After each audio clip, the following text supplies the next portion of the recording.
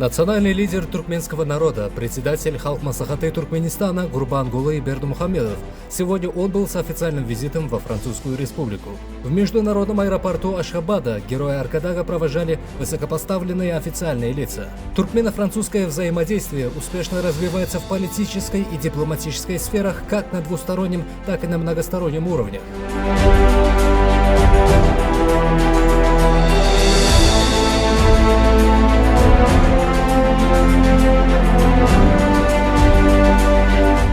По прибытии в парижский международный аэропорт Орли, украшенный государственными флагами обеих стран, Гурбангулы Бердымухамедов был встречен почетным караулом и официальными лицами Франции.